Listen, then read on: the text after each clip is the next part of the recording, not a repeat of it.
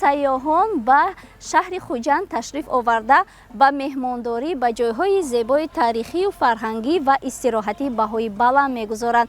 Айни ҳол мо ҳам қарор дорем дар шаҳри Хуҷанд ва саломи худро аз ҳамин шаҳр барои шумо тамошобинони азиз арз медорем. Инак барномаи нигоҳи сайёҳ аст. меҳмони хонадони шумо мебинем дар қалъаи Хуҷанд меҳмонон чӣ гуна таассурот доранд.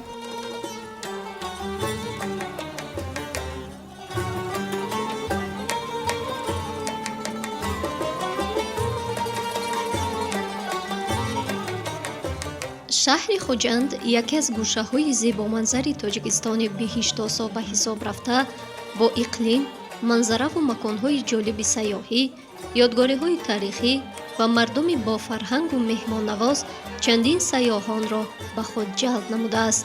мо ҳам тасмим гирифтем аз маконҳои зебои ин шаҳр дида намуда, ҳамзамон назару нигоҳи сайёҳони дохиливу хориҷиро нисбати Тоҷикистон бахусус Хуҷандшаҳр пурсон шавем. шаҳри Хуҷанд ки таърихи қадима дорад, муаррифгари бисёр мавзеъҳои ҷолиб мебошад. яке аз мавзеъҳои қадимаи бостонӣ ин қалъаи Хуҷанд ба шумор рафта, ба ҳусни шаҳр зиннати иловагӣ мебахшад. қалъаи мазкур қисми таркибии шаҳри Хуҷанд буда, тибқи сарчашмаҳои мӯътамад, таърихи он тақрибан 3000 солро дар бар мегирад. маҳз бештари сайёҳон ба хотири тамошои он сайёҳати Хуҷандро интихоб менамоянд.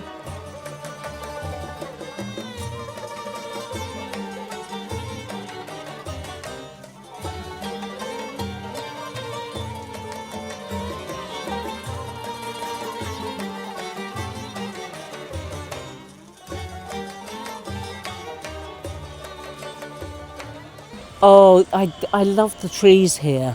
аз дарахтони ин ҷо ёдгориҳои таърихӣ дида намудам. бисёр таассуроти ҷолиб бардоштам. бахусус овози паррандагон дар ин макони таърихӣ ба манзара ҳусни дигар мебахшад. аз кӯҳҳо ва дарёҳо дидан кардам. чӣ ҷойи аҷибу зебост. хӯрокҳои миллиро истеъмол намудам. бахусус ошу манту ба ман хеле писанд омад. хеле болаззат буданд. аз узбекистон омадем. нақша дорем ки ба душанбе рафта аз он ҷо ҳам дида намоем.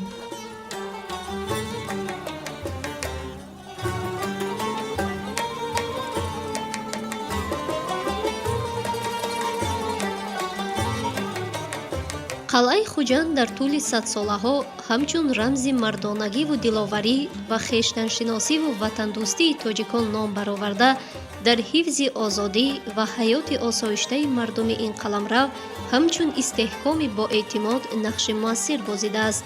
ковишҳои археологии чанд соли охир ва ба даст омадани бозёфтҳои нодир нишон медиҳанд, ки воқеан ҳам қалъа дорои таърихи бой буда, ҳифзу нигаҳдории он барои муаррифии таъриху фарҳанг ва маданияти миллати тоҷик амри зарурӣ мебошад. маҳз бештари сайёҳон ба сохтмону аз навсозии қалъа диққати махсус зоҳир намуда, ҳамзамон аз таърихи миллати тоҷик тавассути ин қалъа бархурдор мегарданд.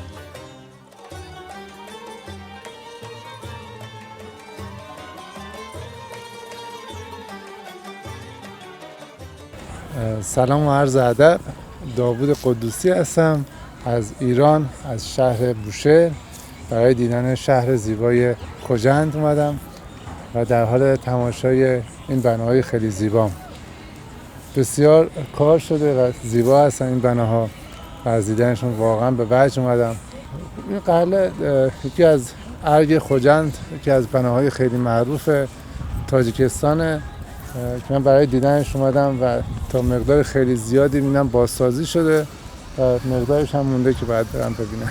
موتورسیکلت توریستم، از ایران ولی وارد افغانستان شدم. به خاطر ترکمنستان ویزا نمیده متاسفانه. اگر ترکمنستان مشکل رو حل کنه، خیلی از ایرانی‌ها به جای اینکه برن ترکیه، برن ارمنستان، برن گرجستان، میان تاجیکستان. ولی خب به خاطر که مجبورن از افغانستان رد شدن و به خاطر شرایط افغانستان میترسن، در نتیجه جای دیگر رو انتخاب میکنن. البته زحمات زیاد رئیس جمهورتون باعث شده که ویزا برداشته بشه و این خودش خیلی خوبه. من امروز وقت گذاشتم خوجند رو ببینم، فردا برم سمت پنجکند، بعد از اونجا برم به سمت دوشنبه، چند روزی در دوشنبه بمونم.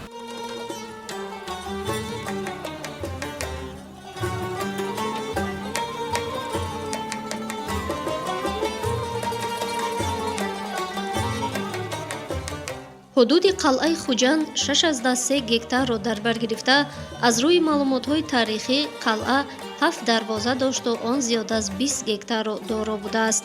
Бозёфтҳое ки дар солҳои 2019-2020 ба даст омаданд, қариб 1000 ададро ташкил медиҳанд.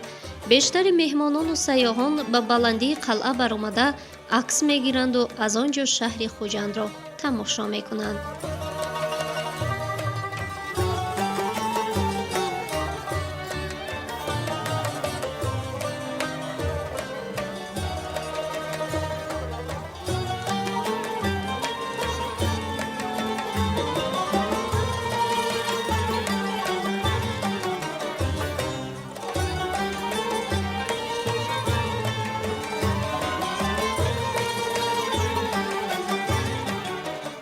Well, my favourite place before the castle used to be Kamoli Hujandi's house. ҷои дӯстдоштании ман пеш аз қалъа як макони дигари рассомӣ буд. аммо чун ба ин ҷо омадам, дар як гӯшаи ин қалъа хонаи рассомону нақшофаронро дидам. Ин маконро ҷолибтарин мавзеъ ва дӯстдоштатарин барои худам интихоб намудам, зеро ман кандакорию рассомиро хеле дӯст медорам. ба ҳунарҳои дастии рассомон баҳои арзанда мегузорам, зеро осори расмии онҳо дили ҳар сайёҳу дӯстдори санъатро тасхир месозад. Дастгирии рассомон дар Тоҷикистон хеле хуб ба назар мерасад. пас дидани ин мавзеъҳо воқеан зебост. тасаввур кунед, ки чандин ҳазор сол пеш дар ин қалъа одамон зиндагӣ мекарданд ва ман хеле хурсандам, ки чунин маконҳои тарихиро барқарор месозанд. дар бораи тарихи қалъа ҳам бисёр маълумотҳоро ҷамъоварӣ намудем, ки бароямон ҷолиб мебошад. дар ин ҷо мағозаҳои армуғон ҷо дода шудаанд, ки ман ҳам барои худам ҷузвдон харид намудам. тоҷикистон хеле зебо аст. табиат, манзара, дарёҳо хеле зебо. тавсия медиҳам, ки ҳатман ба тоҷикистон омада ин зебоиро тамошо кунед.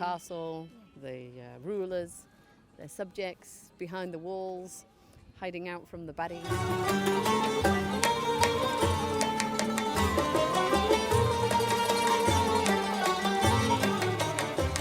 ҷиҳати ба ҷаҳониён муаррифӣ кардани тарихи бои халқи тоҷик ва ҷалби ҳарчи бештари сайёҳону меҳмонон дар ин мавзеъ бинову иншооти зебо бо унсурҳои милливу меъморӣ бунёд гардиданд.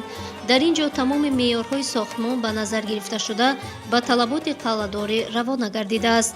хонаи наққош, хонаи усто, хонаи рассом ба қалъа ҷозибият бахшида, дар баробари сайёҳони хориҷӣ ҳамзамон сайёҳони дохилӣ низ ба ин қалъа таваҷҷӯҳи махсус доранд.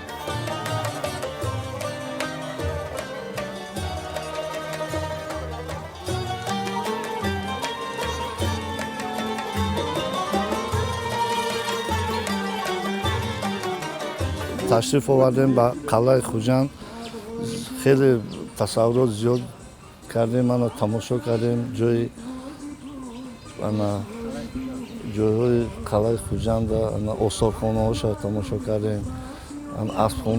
инҷа аспхона ҳам надорад, лекин бисёр ҷои қадимиара шинос шудем, тасаввуроти мо зиёд шуд.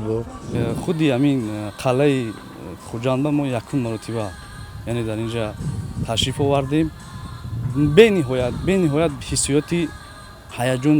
тоҷикистон ман гуфтани аст метавонам бо агар аз ҷиҳати оморӣ гирифта гӯем, дар ҷои мумкин бози дар як 60-40% ҳамон давлатҳое ки бузург ҳастанд, яъне тараққӣ ёфтани рушду нумӯи давраи сайёҳӣ дар Тоҷикистон ҳамин дараҷара яъне ишғол карда истодааст.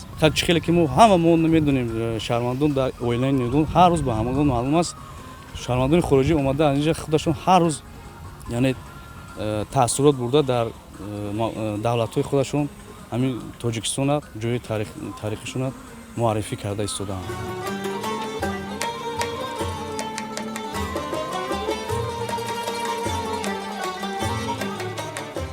дар як гӯшаи қалъа мағозаи фурӯш ва намоиши либосҳои миллӣ ҷойгир шудааст, ки аз фарҳангу маданияти мардуми хуҷанди бостонӣ шаҳодат медиҳад. баъди тамошо ва суҳбат бо сайёҳон дар дохили қалъа, мо аз боғи фароватии шаҳр дида намудем. дар боғи марказии шаҳр низ сайёҳони зиёдеро вохӯрдем. The first time I visit this country, Tajikistan is very. من با تاجیکستان اومدم. واقعا تاجیکستان خیلی زیبا است. مخصوصا مردمش خیلی مهمان دوست هستند. مناسبت خوب دارند. دوستی برقرار میکنند. من باز حتما برمیگردم به این کشور بعد چند مدت. اومدیم خدمتتون کشور تاجیکستان رو ببینیم. 2 روز دوشنبه بودیم. در واقع مراسم جشن استقلال بودیم. خیلی قشنگ بود. قسمت حالا در واقع نورافشانیش فوق‌العاده زیبا بود. توی شهرتون آهنگای خوب میذاریم، موزیک قشنگ میذاریم. مردمتون لباسهای بسیار زیبا میپوشن، رنگهای قشنگی میپوشن. خانوماتون لباسهای خیلی خوبی میپوشن. امیدوارم همیشه همینطور شاد باشه، لباس شاد باشه. بعد از اون هم رفتیم در واقع شهر پنجکیک رفتیم اونجا. 2 روز هم اونجا بودیم. در واقع به رودکی هم آرامگاه رودکی رو هم در واقع زیارت کردیم، دیدیم. اونجا هم بودیم و بعد هم رفتیم اون 7 دریاچه‌ای که 7 رنگ داره رو هم اون هم دیدیم و الان هم تازه رسیدیم به خوجند. تازه همین باغ رو چند دقیقه رفتیم با حالا تلکابینه نگاهی کردیم و اون طرف رو برگشتیم. بدی نیست که مقداری پرنده هم توش باشه، پرنده های واقعی مثل مرغاب یا حالا همسالم که شبیه به اونهایی که بتونه باشه هم توش بذاریم باشه. خوبه، کشور خوبیه، خوشحالی می‌بینیم. اینقدر برای فارسی بودن، برای فرهنگ فارسی، شعرا توی پای تختتون تمام مجسمه های تمام شعرهای بزرگ رو از مولوی و نظام. کشور خیلی زیبایی بود و جاهای خیلی تاریخی قشنگی داشت، مخصوصا در مورد شعرایی که بود مثل استاد رودکی. تماما خیلی جای قشنگی بود و تاریخ این کشور رو خیلی دوست داشتم. لباس بانوان تاجیکی رو خیلی دوست داشتم و میگم بیشتر جذب لباساشون شدم. خیلی قشنگه. لباس قشنگ و رنگی میپوشید. خیلی خوبه، هم که باعث شادی فراوان میشه برای همه. امیدوارم همیشه همینطور باشه. روز به روز کشورتون پیشرفت بکنه و بهترین جایی که بهترین ها رو برای همه شما. خیلی کشور خوشگل و قشنگ و آب و هواش خیلی خوبه. لباسای خیلی رنگی و قشنگی هم داریم.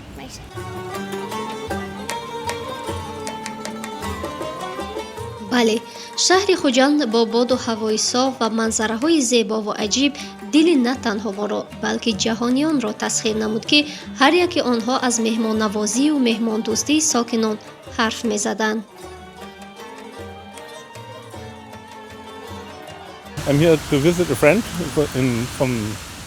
من بسیار موضوع رو در اینجا دیدم. کنی بودم رو تماشا کردم. حاضر به خوجند آمدم. باری اول است که این شهر رو تماشا دارم. از باغ‌های شهر آثار خانه دیدن نمودم. برای من خیلی پسند آمد. مخصوصا ساکنان بسیار مهمان دوستند.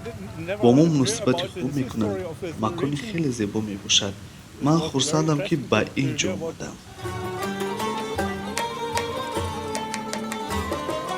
در مرکز شهر به انفراساختور سیاحی دقت مخصوص ظاهر گردیده به خاطر فراغت ساکنان و مهمانان راهی تناوی بنیاد شده است که ما هم حرکت نمودیم به این موضع. در اینجا هم بسیار سیاحان را واخوردیم که از جذابیت شهر خوجند سخن می گفتند. این اولین بار است که ما به تاجیکستان آمدیم و بسیار راجع به تاجیکستان ما فیلم‌های مستند دیدیم، خواندیم مجله و به خاطر تاریخ بسیار زیبای قدیمی تاجیکستان و مملکت تاجیکستان و مردم خیلی مهربان و مهمان نواز تاجیکستان ما را باعث ساخت که اینجا بیاییم و از این مملکت دیدن کنیم و سفر کنیم. با تاسف که ما امروز خیلی نوقت ما اینجا رسیدیم خوجند. تاجیکستان رفتیم طرف ازبکستان، سمرقند، بخارا و تاشکند دیدیم و امروز دوباره از تاشکند این طرف آمدیم. دیگه ما زیاد چیزی ندیدیم، تنها مسجد خیلی مقبول دیدیم که بسیار واقعا بسیار مقبول آباد شده و دیگه این پارک دیدیم تا حالا و گندل رفتیم دیدیم. I've been very curious to get it known and so I'm very طبیعت درباره مهربانی آدمان، درباره فرهنگ خیلی تصورات خوب دارم. мо ба ӯзбекистон рафтем, боз ба хуҷанд баргаштем. дар ин ҷо кӯҳҳо, табиат, дарёҳо барои мо хеле писанд омад. дар хусуси мардум гуфтаниям ки бисёр меҳмон дӯстанд, кӯшиш мекунанд ҳамеша барои меҳмонону сайёҳон кӯмак расонанд. иқлими ин минтақа ҳам хеле мусоид аст барои сайру гашт. гарчанде мо ҳоло танҳо боғи ин мавзеъро тамошо карда бошем, аммо аллакай зебоии ин минтақаро эҳсос мекунем ва дигар мавзеъҳоро сайру гашт хоҳем кард. Mountains very dry, and in the middle there's the rivers with some green spots. So very. барои мо ҳам тамошои хуҷанд аз баландӣ тавассути роҳи танобӣ ҷолиб шуда, мо ҳам аз ин макони истироҳатӣ истифода бурдем ва ҳамроҳи сокинону меҳмонон аз баландии шаҳри хуҷандро тамошо намудем. Знаете, очень трудолюбивый народ, честно говоря, и гостеприимный народ. Вот что мне понравилось, да, если какие-то проблемы или что, отзывчивые люди. Они стараются чем-то помочь, как-то вот посодействовать. Где бы я ни была, что бы я ни была, я, например, у соседки или там сотрудницы подхожу, не отказывают, помогают на самом деле. Даже вот как родственники становятся. Я просто поражаюсь, понимаете, я в Москве, там нет такого, старшим место уступать. А здесь мне, пока я доехал до 33 микрорайона, меня 5 раз садитесь за руку, садитесь. Уважение к старшим.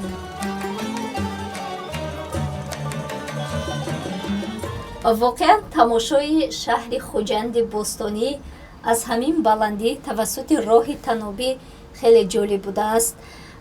шаҳр шабона боз ҳам зеботар мебошад. ёдрас мешавем ки дар барномаи имрӯзаи нигоҳи сайёҳ мо таассуроти меҳмонону сайёҳони дохиливу хориҷиро баҳратон пешкаш намудем ва дар ҳамин ҷо барномаи нигоҳи сайёҳ ба итмом мерасад. барномаҳои дигари телевизиони сайёҳӣ ва ҳунарҳои мардумӣ идома доранд. сиҳатманду хонавод бошед.